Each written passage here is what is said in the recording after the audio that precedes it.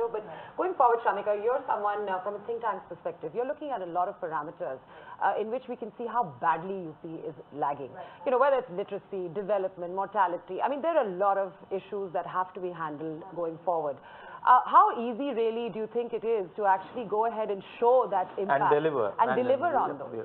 Well, on the delivery front, it's really a risk. Yeah. I mean, we should really be talking about the political outcome of it. And in that sense, I agree that demonetization, we are still debating the economic virtues of it, but as a political strategy, excellent strategy. It really has paid off.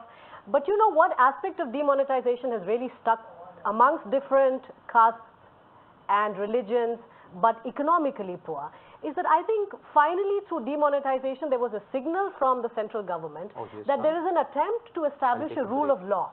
Like, you know, the rich are standing, they are suffering, they are sweating it out. And I think at some level, development really is about establishing a rule of law, where then, you know, you can deliver all these public services and so on.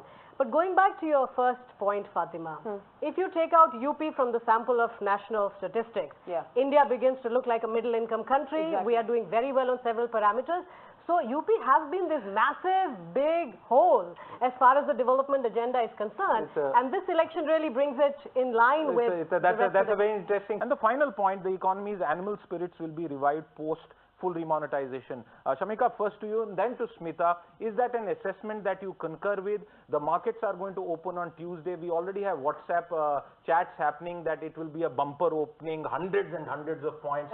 What's your assessment? I completely agree with it, because the political opposition that they have seen, the obstacles in bringing about several reforms in the Rajya Sabha, because of which they have had to be creative and bring in, you know, money bills. I think those concerns will naturally fade away. And also I think they will have 2019 as a goalpost now. So they will get moving on several other reforms that we have been waiting since, you know, the last general election, and that we have really just seen incrementally.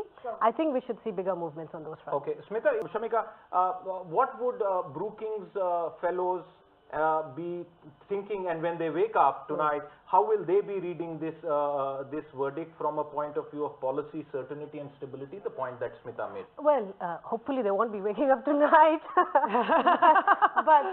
but you know, we are getting more federal. And in that sense, we must appreciate that the voter is able to discern local issues from central issues. But looking at the different states, Pavan, actually I agree with her, because if federalism is the more, you know, movement towards which we are, moving in this country, people are voting for very different set of things in UP than in Punjab, and you know, similarly in Manipur. Now, the things that, as a development economist, I am very excited about is number one, in terms of if it does bring stability, what are the big structural reforms? And Smita, incrementalism has been the way we have done business for the last 2.5, 3 years. But transformation is all the Prime Minister talks about. No, that's something it's very important to understand. One thing that will help UP is just law and order. That's what I was saying. You know, we have seen a lot, because we've done a large survey throughout the country. We are seeing that people move from Noida, Faridabad, you know, the neighboring, they really move to Haryana when they can, because they can't move all the way to Gujarat and Rajasthan and other states which are opening SUVs. So just providing stability is very, very important for the business.